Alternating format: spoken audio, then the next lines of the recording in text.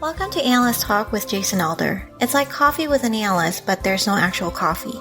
Each episode, we interviewed an expert in the field of law enforcement analysis to share their career-defining stories and to get their insights on the world.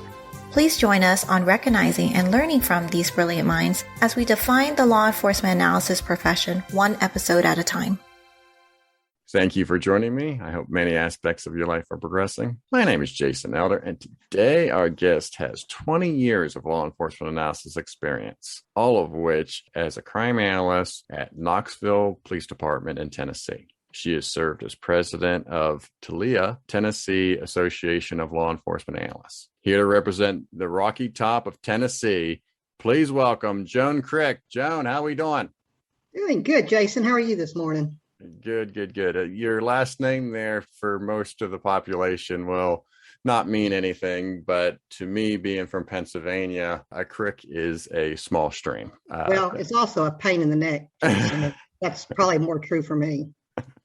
Most of the country would probably know it as creek, but in Pennsylvania, they call it crick.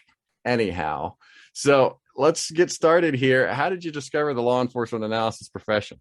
Well, it's a big turn when you go back and reflect on it and think about it. As a kid, I absolutely loved when we would travel, our family would travel. I'd see police cars and I think that is the coolest thing in the world. And I was also a photographer by trade. And whenever we go, I'd take pictures of the different police cars because I was just so fascinated with the profession. I originally started out my career in counseling. When I came to Knoxville, I took a job with the Child and Family Services as a reunification coordinator. And in that position, I worked with children that had been removed from the home. I went in to two families every month, worked for a month with them as a unification person, trying to help them get everything they needed to get their kids back. They'd been removed for various reasons, domestic violence, drugs, anything that could have gotten their child removed. And I'd work with those mothers for the most part, trying to get their house set up. And in that capacity, I met a lot of people, went into the projects. There were times that the families would circle around me as I was trying to leave, and they said, "It's time for you to go. It's getting dangerous here." And the family would just circle around me, walk me to my car, and get me out of a situation that they perceived as dangerous. And so saw a lot of different things, a lot of violence in those families, what they had gone through, a lot of addiction problems, and tried to put services in place for them to try to help them get their family back together. So as you would think, that was very high burnout. So after about 3 years doing that, I saw a position that was absolutely what I thought the job of my career, just thrilled to death. It was a position with the Knoxville Police Department in 1997, and it was for the victim advocate counselor. And this was the first time back in 97, some grants had gone out where they were trying to work with victims of domestic violence. So with my counseling background, I thought this is a perfect fit because I get to put two of the loves of my life together, helping people and working in law enforcement. And so I applied for the position, and I was the first victim advocate counselor for the Knoxville Police Department. Worked in that position for about 4 or 5 years. The thing that was really interesting, Jason, is that the very people that I had worked with at the Child and Family Services were actually people that I then started working with as the adult. They were the children that I worked with that reunited those families, and it was just a cycle. I mean, I just saw this throughout my whole career. So these people, I was then helping them trying to get out of a domestic situation themselves, which their mother had been in. And it was just a vicious cycle for them. So at the same time, I also really wanted to do more. I really wanted to understand the perspective of the officers. And so I also then applied for the reserve unit for the police department and became a reserve officer, where on weekends I would volunteer, would come in and do patrol with them, run the paddy wagon, work down in the old city, downtown Knoxville, work the ball games. So it was just really totally helped me understand the perspective of law enforcement, because I saw it from a counselor standpoint. And, why are you being so mean to them? And it really helped open my eyes to try to understand it from their perspective as well. And it also helped me establish some relationships with the officers. Did you actually make arrests? I did. Nice. Okay, good. It was fun. I think the biggest thing, Tennessee volunteer fan, Jason, I'm sorry, but it's going to be. But the first time I ever walked into the stadium, we would work the traffic outside the games, and then they would let us come in after the second quarter started. They'd let us come into the stadium, and so I got to stand down there on the field. It was just the most awesome feeling there, looking at all the 107,000 plus fans cheering, and it was just a great experience. Now, this is when the football team was actually good, right? Hey, now, let's not get personal. Actually, it was the year we won the national championship. And so I was working that night down in the cold downtown. And it was funny. You'd hear them on the radio as the fans. Well, this one was actually the one that was aired, but they were afraid that all the fans would come in downtown, which they did. They went in, tore the goalpost down and walked them down the street. And you'd hear, the officer say, okay, this is Officer so-and-so on 13th Street. Fans with the goalposts. They'd go down street after street saying where the goalposts were, and eventually they ended up in the Tennessee River. So it was just a great experience. So before we get to you becoming an analyst, from your counseling point of view, it seems to me it's a fascinating dilemma that I think our society is in. We can offer a whole host of programs, whether it's mental or drugs or education or just a whole variety of programs that we can have. And it comes down to the idea of, well, are they going to accept those programs, or are they going to work to get themselves out of there? So it's always that idea of we can lead them to water, but not make them drink. What do you think in terms of our society and trying to get counseling more mainstream and get people to take in the help that they need? Well, that's a really good question, Jason. I know that when I first started, the chief of police at the time, he bought into that idea. And that was one reason that they got this grant to hire two advocates. Like I said, was the first. But what they did is he changed the stance of the department as far as how you handle the domestic calls. At that time, we didn't have any, a mandatory thou shall arrest. The terminology was, the officer had their discretion. It was the discretion of the officer. But we had so many domestic homicides the prior year that they just knew something needed to be done because it wasn't working. And so he changed the whole policy, and the general orders changed where those officers did not have a choice. They had to find the primary aggressor and make an arrest. After he initiated that change, and the offenders, we worked with the courts to get mandatory counseling for the offenders, where they had to get anger management and things like that. And domestic homicides dropped to nothing for the next year or two. It was just a phenomenal difference that it made just working with the different agencies. So, definitely, and I've just seen that through different things throughout the years. Once I went into crime analysis, that, looking at the social as a counselor, looking at the social and the psychological things that contribute to that, it does make a difference when you work together. Yeah, it'll be fascinating, I think, 20, 30 years from now, as counseling, I think, becomes more accepted, to see where we are and how we look back at this time period of counseling still being questioned and not more mainstream. Yeah, definitely. All right. Well, let's get into you becoming Jonne, the crime analyst. All right. So I had been in as a victim services counselor. And, after you do a couple of years of just seeing the same people coming in over and over, the same victims, it just burned out. And the advocates that went on to become supervisors and stuff, I just don't know how they stayed in it as many years as they did. And God bless them for their work. But I couldn't do it. I just, I worked so many years before with the family services and then in domestic, probably 10 years by that point. And I was just burned out. But I still wanted to stay in law enforcement, Jason. And so I had a friend who actually worked down in the crime analysis unit. At that time, they only had 3 analysts and a sworn officer that was a supervisor. So he said, you didn't need to apply for it. So he kind of gave me some tips as to what to do. And I applied for it. And shockingly, I got it just because I had some knowledge of computers. I just loved working on computers and was kind of the guru. And that was my golden ticket to get into the unit. So I started first as we had three divisions at that time, Central, East, and West sectors. And so they put me as the downtown Central Crime Analyst for property crimes. And that's where it started. I've always said when I was first an analyst at Baltimore Police Department, I was really coming in cold because not only was I brand new to the profession, I was brand new to the city. So I struggled with just even understanding how the city worked. But given your history as a counselor and even being a reserve officer, this must have helped you out tremendously as you get assigned the Central District. Oh, absolutely. It was my cup of tea. I just loved it. My biggest challenge was learning the mapping software, probably, Jason. It's changed so many times since then over the years. Once you get a grasp of it, I would just go in there and do whatever I needed to do to learn. And we'll probably talk about that later, but just trying to figure it out because I knew the downtown area from being the reserve officer and was familiar with some of the issues, and the different projects and stuff at that point. So that helped a lot.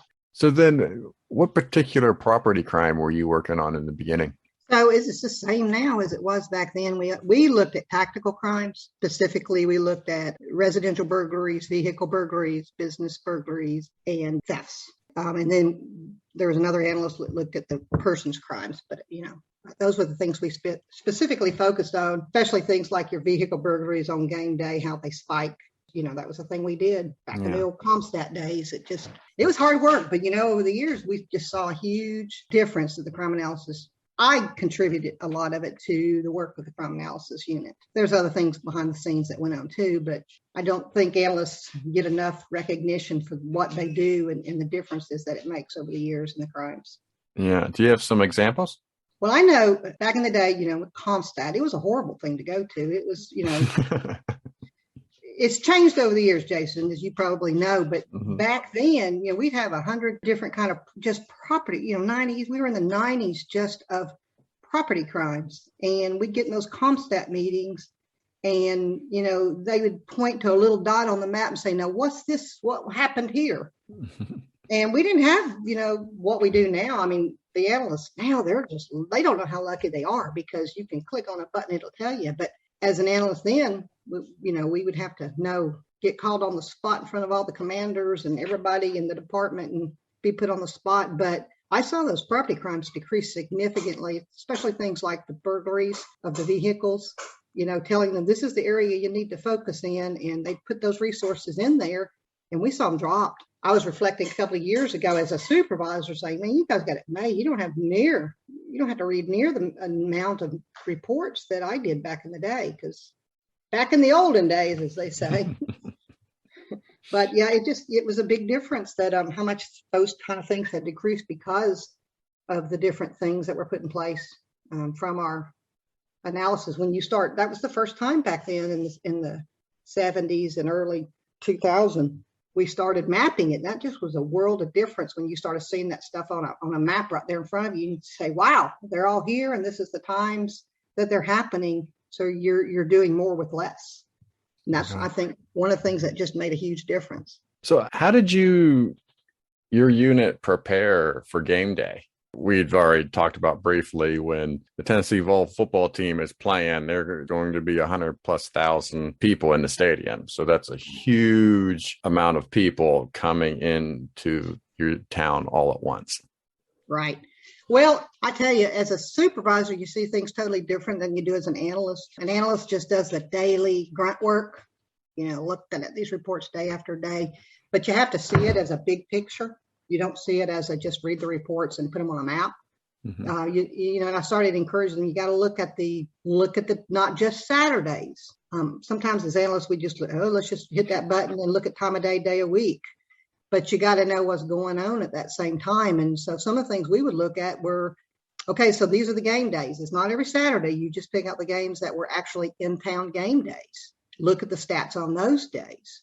And then I said, you look at things like what was going on at that same time, such as, a gun show down the road at the expo center. Did that contribute to what you're looking at? You have to take a lot of things, everything into account, not just every Saturday at whatever time it was. You got to look at during these hours of the game on this day. And so we had special teams that actually, while the game was going on, we had violence reduction teams and burglary special teams that would go in and we say, this is the parking lot. And on this parking lot, it was on the third floor that a lot of this was happening. And we know that there's cameras on this floor and this floor. And so you'd make changes, add cameras to this floor and this floor. We would go in, we would work with our safety education department and say, you might want to consider going into this one and talking to the business about putting cameras in these floors, because it seems a lot are happening. And we learned, either by going down there, sometimes I try to get the analysts to go to these places that it's happening, look at it and see what it is you see now. It's hard to get them to do it because you're just so busy sitting there reading those reports and stuff. But, if I was to say, there's something you ought to consider, do your ride-alongs, get to know these officers that run these areas and look outside the box. That's just a big thing you have to do, is think outside the box. Look what other agencies were doing. I'd always tell the analysts, read, here's a book that the Department of Justice put out on vehicle burglaries and other areas. What did they do? What worked for them? What didn't work? See if we can try to apply those things to our department. So it's you got to see the big picture, Jason. If I don't get anything else across, looking at the big pictures. Interesting. So then with Knoxville, it's a college town, right? Correct. And so is this a situation where in the summertime, it's pretty quiet? Then, of course, once August and September come around, the college students come back, and then that's when things start to ramp up again. Well, in the downtown area, yeah, but they always have all kind of events going on downtown all the time. So it may not be, 100,000 people coming in, a lot of drunk people, but there's other events that go on. But yeah, that's probably the busier time as far as bigger crowds on certain Saturdays. Okay. And then you eventually become a supervisor, right? So about 10 years in, you became a supervisor? Yeah, in 2009, so it was about 8 years into my career, I became a supervisor. And I don't know if that was good or bad, Jason, but yeah. I'm sure it was good, right? So, or is it one of those things no one else wanted the job, so you took it?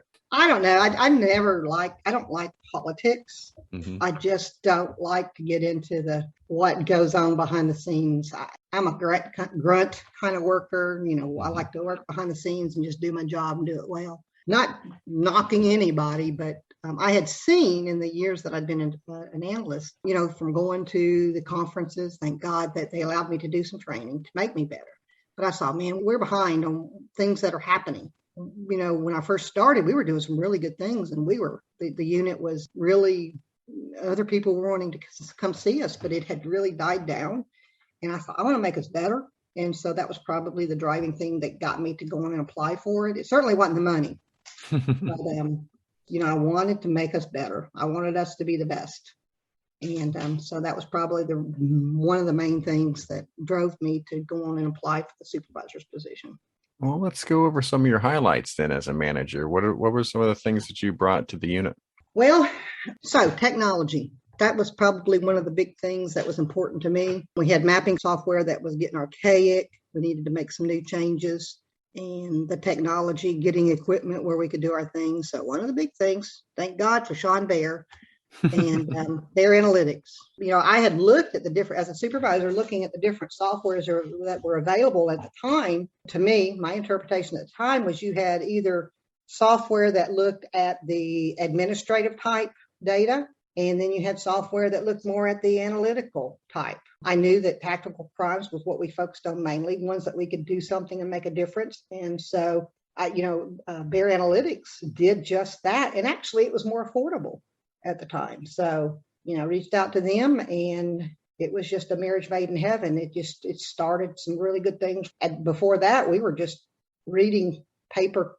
I know people probably, these young analysts today, they look at us, and they just don't believe it, but reading those reports, those paper reports that came into TeleServe every day, we would get a copy of them, bring them down to the unit and read them and enter them into an Access database. Today, you got the technology where it's electronic and you just query it out of a database already, and then you clean it up. So, it's a huge move from what we did back in the day, but with using this new software was one of the things we did. We actually could map it. We could actually make it available to the public. And so for the first time, Knoxville started publishing their crime online. The community loved it. And you had those reservations at the times like, oh, maybe they're going to really think crime's horrible. But it's actually a huge, huge help to the department. It helped the community. It helped with the neighborhood watch program. It helped the analysts so that they didn't have to, you knocked out some procedures there where they could actually try to do analysis more than all the grunt work behind the scenes to make it happen. So that was a really helpful thing that we did. And then as the years went on, we finally went on and purchased our own server and just had the replicated crime data into this crime analysis server so that we could then pull out stuff or pull out crime data that we wanted. And of course, access, back when I first started, it was the golden thing to go to. But when you would, an agency the size of ours, over 300 plus officers, we had a few more crimes than some of the smaller agency. So it would just crash access over and over. You sit there and wait. And then I saw this wonderful thing at one of the IAC conferences called SQL. And I think you did one of the classes I went to. It's like, oh my God, the things that they could do. So then it took quite a few years to get us to move in that direction to, add SQL. And we just, when I got ready to retire, had almost achieved, I got it on everybody's computers and trying to update their computers and all the technology that goes with it to try to, there's just so much more you can do in a faster time. Writing queries and stuff that cleans your data for you is just amazing, the things that you can do. So it's just been a long, hit your head against the wall kind of time. We finally got it. So I just think that we brought it back to the cutting edge. We're that agency that people wanted to come to and see what we were doing. And I was very proud that we had accomplished that. Yeah, SQL is definitely a skill to learn, and is definitely something that analysts should be using, especially if they're looking to scour through thousands upon thousands of records in a database. Exactly. So how many analysts are at Knoxville? So we have 6 now, including the supervisor. We have a 2 property analysts. We have a persons analyst, and we have a mapping special projects and a traffic analyst. Okay. We're very lucky. Our department has always supported the unit, and I had some of the best people, for the most part, as a supervisor, just supported it, and anything I asked for, they tried their best. I think in all the years under one particular commander, there was only one time, and she said no, and it was because of the COVID, and we had just no funds, Oh. It was just for a headset, $110 headset, and couldn't get it. I think that's one of the most important things as an analyst that you have is a command staff that supports what you're doing.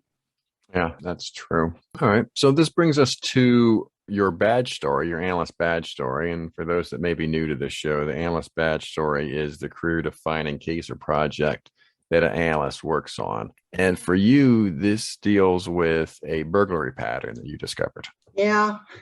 And I know certain people that were going to just roll their eyes. And others are going to say, yeah. But when I was one of the property analysts at the time, came in and I was fortunate enough to go to I wanted to get some training to be better. And so there was a conference, a 1-week class led by Steve Gottlieb on statistical analysis, using the data, looking at patterns of individuals. And so go to this training and we go through this horrible, I'd take a lot of statistics class in back in the day in college, and I hated it then and I hated it during this class. But I did learn the importance of, people being creatures of habit. And he looked at these statistics based on us being a creature of habit. And he said, you look at these crimes, but they got to be crimes that you absolutely know the same person is committing it. And as you know, Jason, and I know, in persons against crimes versus persons against property has very few patterns where you know who the offender is on these. When you have hundreds of vehicle burglaries, it's not likely the same person's doing all that. We actually had a burglary pattern that we were pretty certain that the same people were doing it. So we could apply this statistical strategy at these offenders. And what they were doing was up and down one particular part, North Knoxville. They were going in, breaking into these demonstration mobile homes where they were trying to sell the mobile homes and So they would set them up with the furniture and the TVs and all that stuff. These people would go in at night, go back into the back part of the mobile home, break in, steal the TVs and the furniture out of them.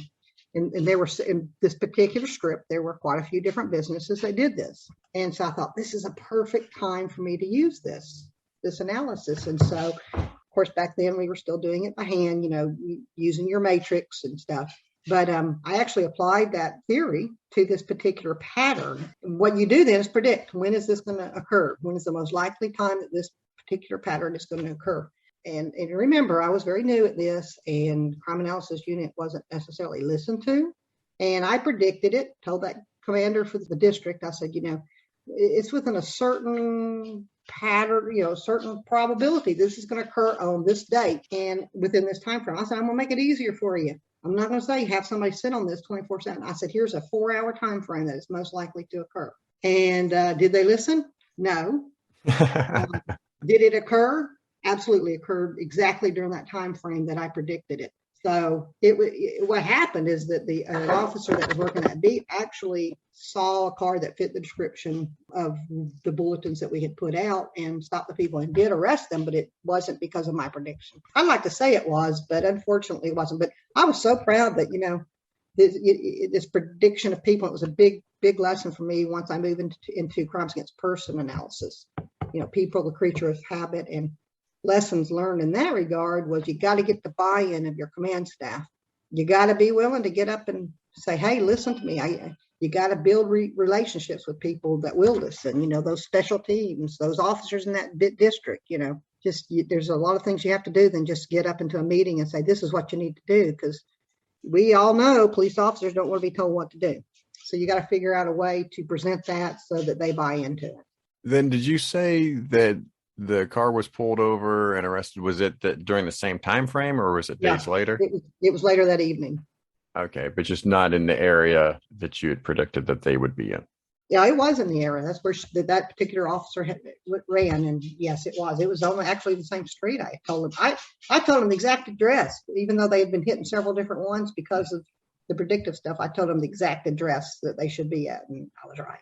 And then, just out of curiosity, why did you pick that street segment? It's just the statistics. I said, this is the street because that's the street that they were breaking into these, because that's where all the mobile homes were being sold in Knoxville. So that was an easy one there. But to figure out which one, you can't put 5 different officers at 5 different locations. I told them the one because the people were hitting different ones at different times. They were moving around. So you looked at the ones that had been hit the most. You looked at the time frame that they were being hit. And because it just statistically, that's what it told us. So then that makes it easier a little bit, because then you only have so many targets, right? I mean, when you think about like banks, for instance, there's only so many banks. And so if you have a bank robbery series, then there's only so many banks that they're going to be a target for. That's true.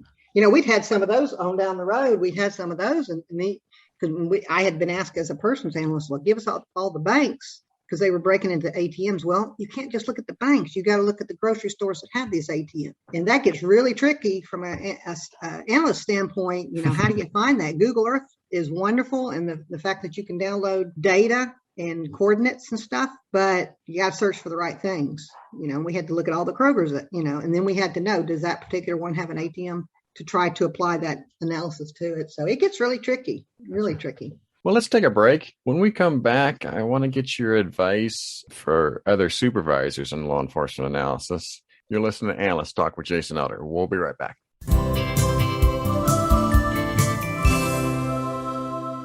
This is Danielle Giraud, and I highly encourage you to lock up your valuables.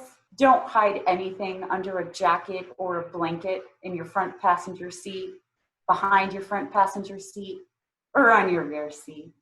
This is Steve Gottlieb saying, never let failure get to your heart and never let success go to your head.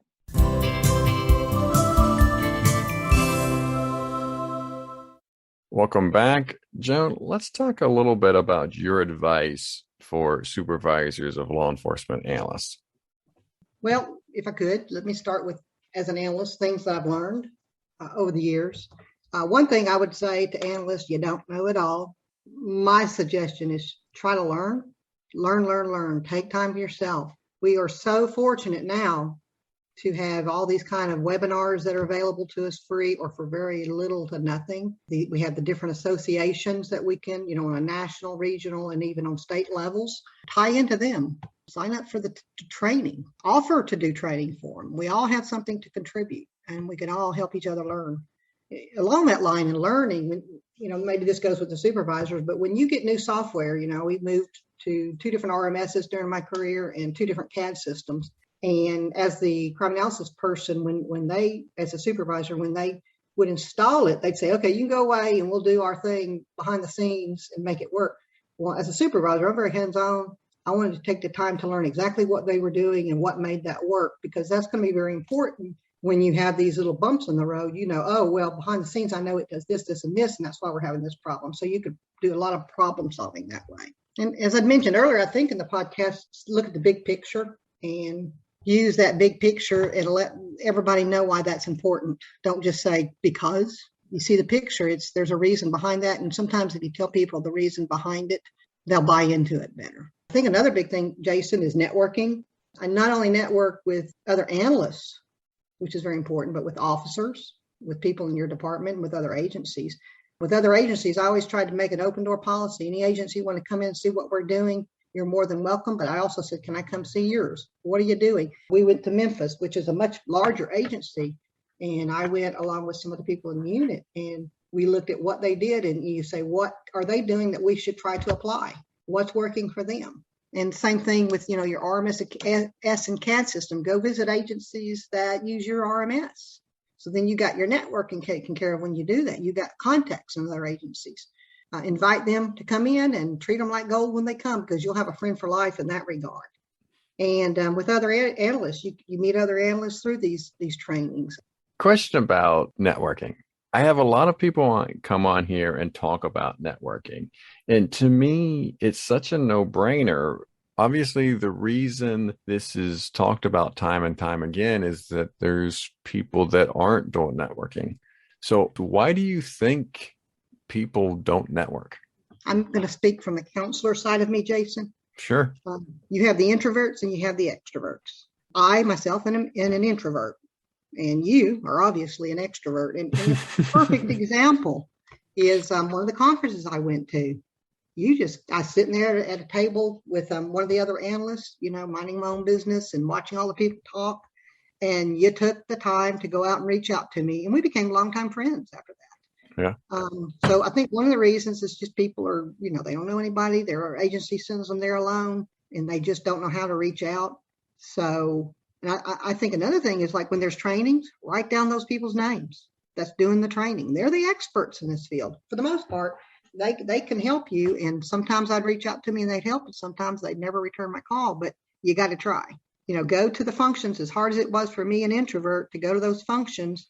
My particular person I went one year that I met you, she was an extrovert, and so I felt a little more comfortable. So sometimes it's the job of the extroverts to help the introverts to network. So that'd be the big reason I see, just from my stance, Jason. Now let's get into some advice for supervisors.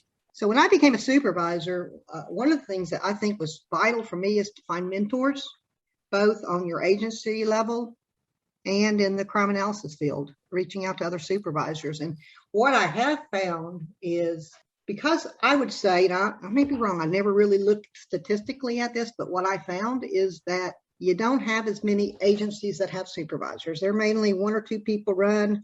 A sworn officer runs a lot of the units. They don't have any understanding. A lot of them didn't have any understanding of crime analysis. They just said, you make me look good, let's go. So supervisors never really had a lot of other supervisors to look out to. And that impacted me and financially, because when the city did they looked at jobs in the pay scale, there were no agencies the size of our department to really compare to. So my analysts would get raises, but I wouldn't.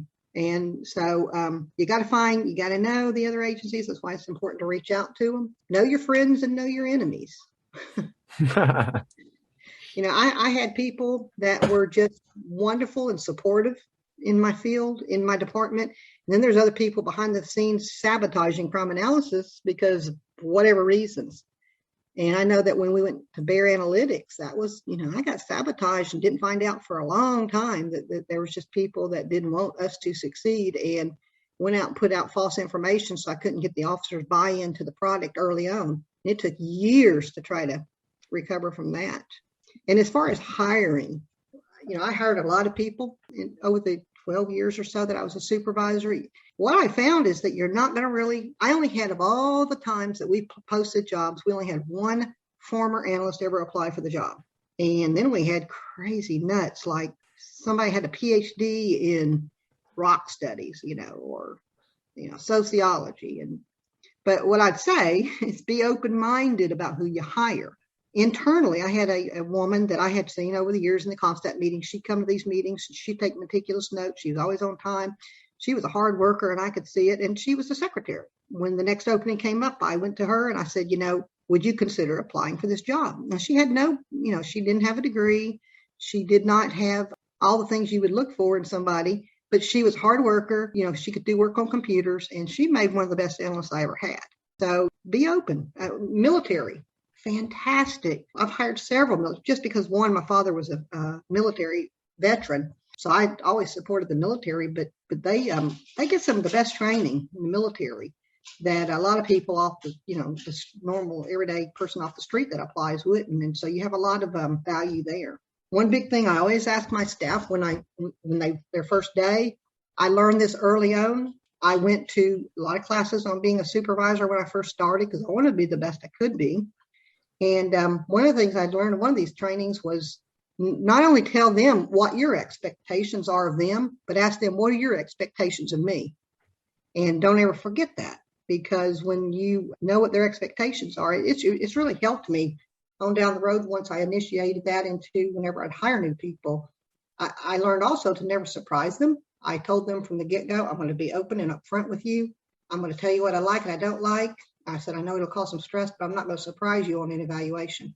And so that just helps build that trust. Another thing, Jason, I always think is really important is to use their strengths. Ask them, what do you like to do? And then what in crime analysis can they do? I hired one individual, you've met her, Christine, and she was background in mapping, which was a godsend to our department to have somebody that was just so knowledgeable of the mapping. But that was one of her strengths, and we used it, and she did some wonderful things for us in the mapping field. So find out what they like and use it. Christine who? Christine Mullen. Oh, okay. Yeah. She's going to kill me for saying her name, but she just, did a good job. So, yeah.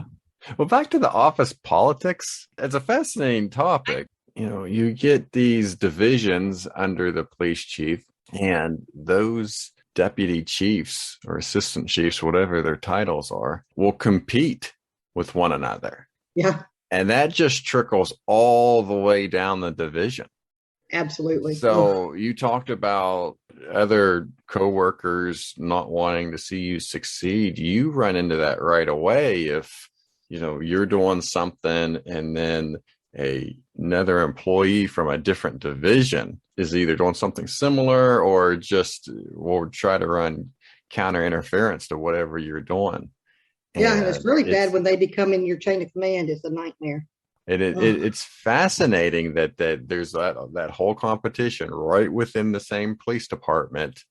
You have all these different divisions positioning for a project, and it's you hear it all the time. We're all on the same team, but man, it gets competitive quick. It was amazing. When I became supervisor, I actually went back, even though I already had a master's and an undergraduate degree, one in counseling and one in communications. When I saw that this position for supervisor was coming open, and I say this was a mistake because it cost me a lot of money and I never really recouped that. But I went on back and got another degree in criminal justice just to say, hey, I have a lot to offer here. But and this was criminal justice administration. So it touched on a lot of things about supervision and strategic planning and those kind of things. And a certain individual goes and has the ear of that particular person that was over me at the time says, she's got no supervisory experience. She's never, you need to send her. And I had to go to a bunch of classes, even though I had a degree in criminal justice, just because this person lied about my, it was never validated what was being told. And so back to hiring then, if you have two candidates that are really close in terms of skills, knowledge, and abilities. What are some things that you would look for to break the tie? That's a fantastic question. What I would say is if they equal across the board, who fits best in my unit with my personalities of those that I have now? That's huge because it's important for them to all get along. And I had that exact situation that arose in one of the times. And I just like, okay, so-and-so is not going to get along with this person because they're like a know-it-all. You know, they came across the interview as a know-it-all and they're never going to succeed.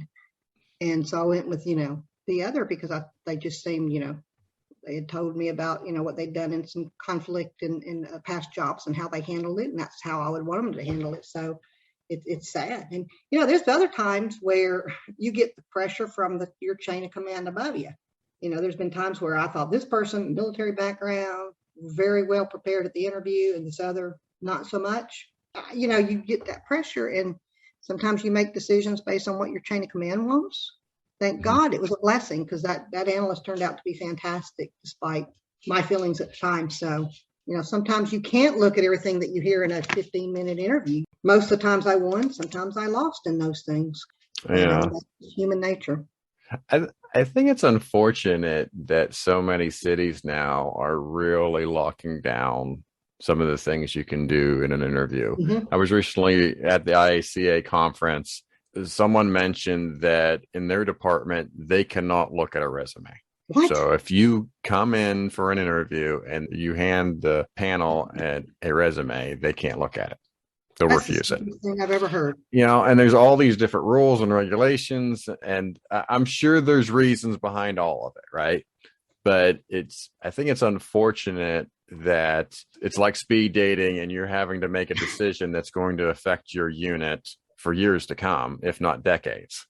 Yeah. And you talked about 15 minutes. And one of the things that I really enjoy about the hiring process at Vanderbilt is that not only is there interviews with the supervisors, there's one-on-one interviews with your fellow coworkers. When I went in, I interviewed with 2 other future coworkers, right? Mm-hmm. And so it was just a great opportunity to make sure that I was going to be a good fit. Right. And I think it's so difficult to do that if you're not going to allow certain things to happen during an interview and to try to really get to know the personalities of the people that you're trying to hire.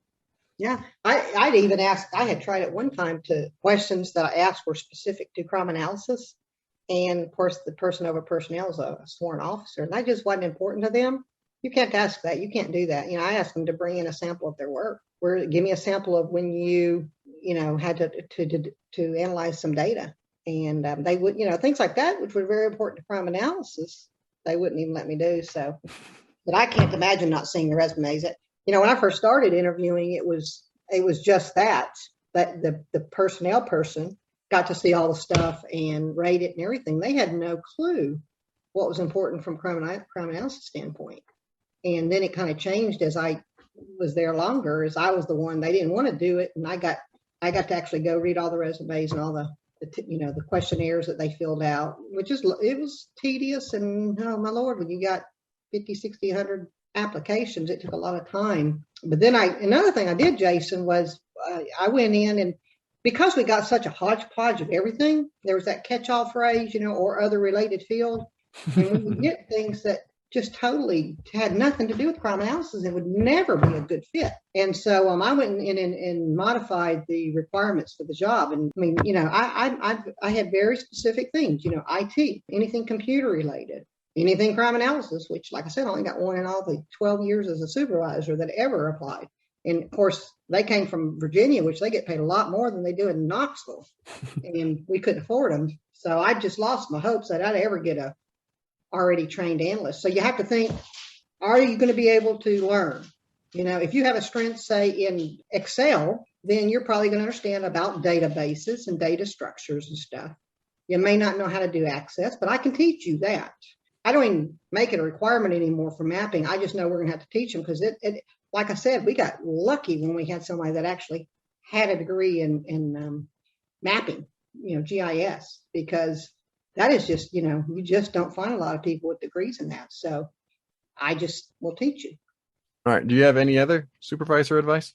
Yeah, a few more things I just thought about is relationships. We've touched on it, and that's so important, Jason. One of the biggest things that I heard at conferences year after year after year after year is IT. They lock down these computers and they won't let you do anything. Men struggle with that for years and years and years. So what I suggest, get on the committees. Your IT, our IT would meet once a month with our, different departments and so thankfully our department had the wisdom to include Crime Analysis as a liaison.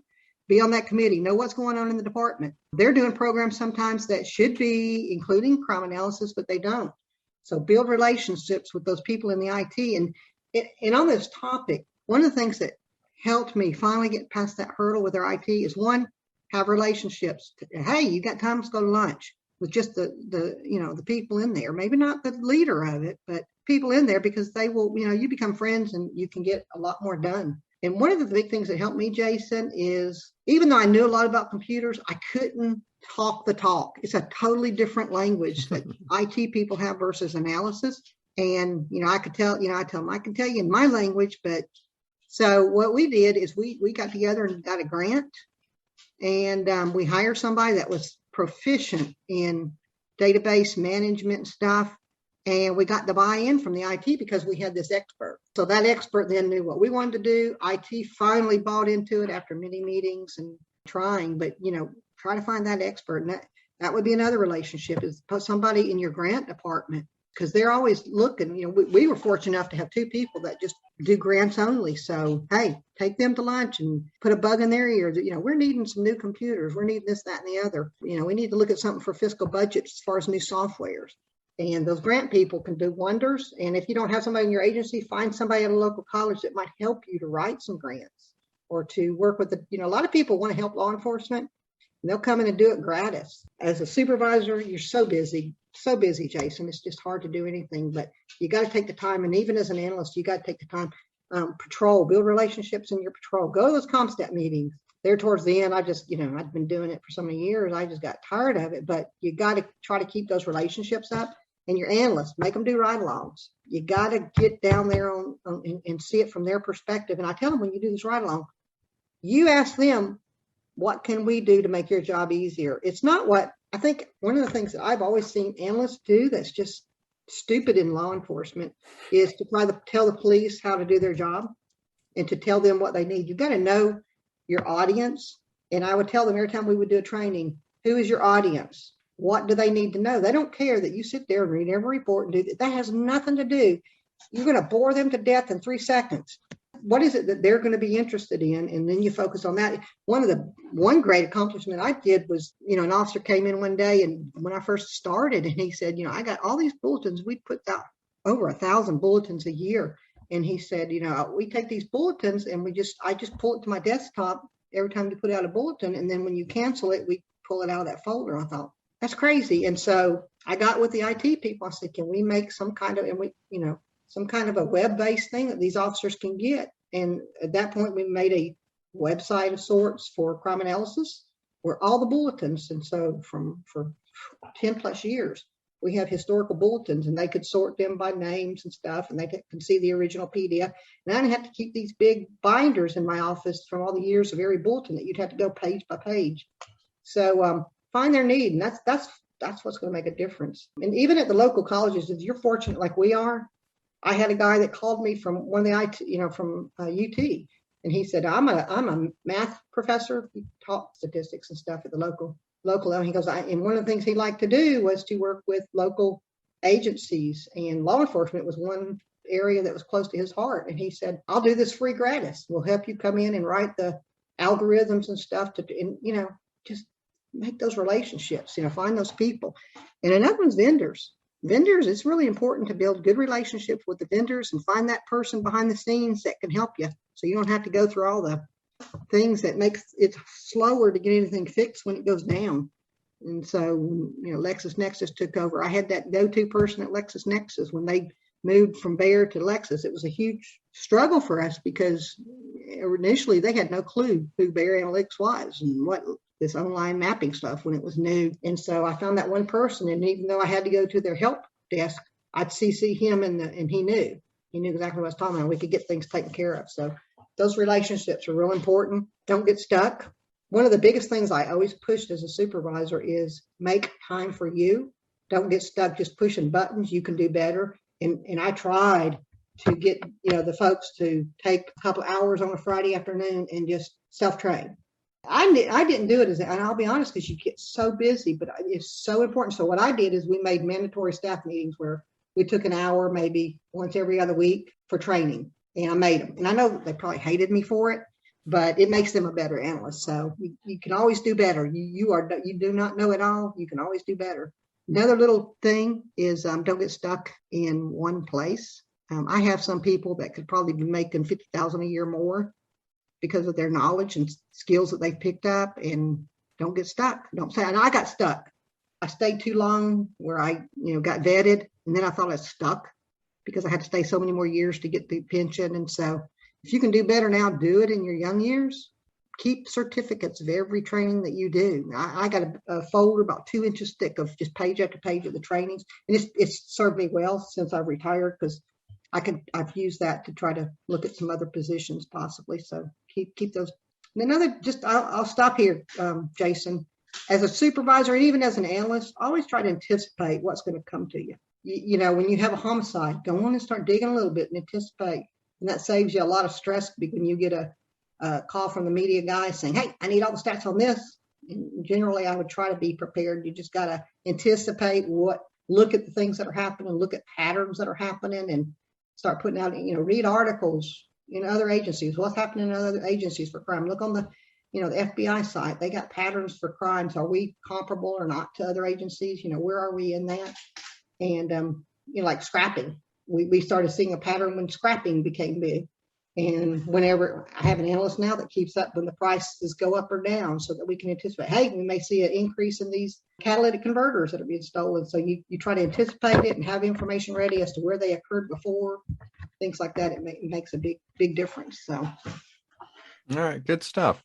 Let's talk briefly now about TALEA, the Tennessee Association of Law Enforcement Analysts, which I have to give you credit is the best title for any law enforcement association that I can think of. Thank you. TALEA is fantastic. So you were president for a couple of years. Yep. I guess when you look back at all your work with TALEA, what are you most proud of? Well, I tell you, Jason, when they approached me about it, good God, I was so busy, and I fought it because I knew that it would be a big commitment. Fought it because it takes a lot of time. If it were a smaller agency, it would have been one thing, but to go to the meetings and stuff and all the planning. So we had to start from scratch. Had a committee of about, I think it was 5 analysts that committed to doing it. We never had one in the state before. We had tried, networking things and didn't succeed. And so this group committed to it. We got together. I was unfortunately nominated to be the leader. I did not want to be, but once we wrote the bylaws, and we kind of stole a lot of it from IACA because they were just so far ahead, and we kind of tweaked it to fit what we want to do. We set a standard for what we were trying to do, which was to train my big thing, and the group's thing was to train analysts. That's training, because it's so important how you make people better and to help other people. And so we came down with the bylaws, and I was just really proud that the first one was held in Knoxville. I got my agency to buy into it and got some money from them. Money's a hard thing to get, but we got some money to host it. So our agency was the first one to host this back in 2014. So we just made it fun, all the planning and stuff. It was a phenomenal experience, and I'm very proud, how it started and where they've gone. They're still running strong. So I'm just proud to be part of that, the first president of it, and part of the group that created it. Yeah, Bade sounds excited as well. He was cheering me on. All right. So let's finish up with personal interest now. And you are a photographer. Yeah. So just go into some of the stuff that you take pictures of and how you got into photography. I worked in Cleveland, Tennessee as the media coordinator. Well, my undergraduate degree and it was from UTC in communications, and I took a lot of photography classes. And I've always liked photography, as I told you from the start. But I just, some people, you just have a natural knack for taking a picture and framing it, and some people don't. I just loved photography, and a position came open in my local church at the time. And they wanted, for on an international level, they wanted a media coordinator. So I was actually the person that took the pictures. I've taken magazine cover photos and international, Sunday school literature, international publications for the church. Actually got to set up the photography sessions and, get volunteers to vote to model, and did that for about 5 years. That's my first love, is photography. Always has been. Okay. And then what are you taking pictures of now? Well, we have that beautiful Smoky Mountains, Jason. So my plan is I've got some sites that I want to hit during the peak seasons. I'd love scenic photography. Some of these conferences I went to, I took some of the best pictures at the trainings that I got to go. We got to go up to DC, and I got a picture of the Vietnam Memorial with the silhouette of the memorial to the side and the Lincoln Monument and stuff. And just, finding that creative picture. And of course, I like to take pictures of people and animals, of course. You probably see all my Facebook postings with Bade. I just love to teach it. But actually, I integrated that into my work as a crime analysis. It had nothing to do with crime analysis, but I've taken numerous pictures for them, some of the covers of their annual reports and stuff. I just love photography. It's just nothing. I just enjoy that. Very good. Well, if you would send me a couple of your favorite pictures, and we'll get them as part of the show notes for this episode. I'd love to. All right. Well, our last segment to the show is Words to the World. And this is where I give the guest the last word. Joan, you can promote any idea that you wish. What are your words to the world? All right, Jason, words to the world. Keep meticulous records. You never know when you're going to be asked about data that you provided 10 years ago, and you need to duplicate it. So keep records. It'll pay you in the long run, pay off in the long run. Very good. Well, I leave every guest with you've given me just enough to talk bad about you later. But I do appreciate you being on the show, Joan. Thank you so much, and you be safe. I appreciate it, bud. You take care. Thank you for joining us today on Analyst Talk with Jason Alder. We hope you not only enjoyed the show, but also learned something new. For more information on our guests and information relating to today's topic, please visit our website at leapodcast.com. Special thanks to the Rough and Tumble for our theme song. For more of their music, you can visit their website at theroughandtumble.com. Also thanks to Kyle McMullen for our show logo. For more of his design, please visit his website at moderntype.com. The show is hosted, recorded, and edited by Jason Alder and written by me, Mindy. You can contact us both via the LEA podcast website. Please join us again next time as we interview another expert in this great field.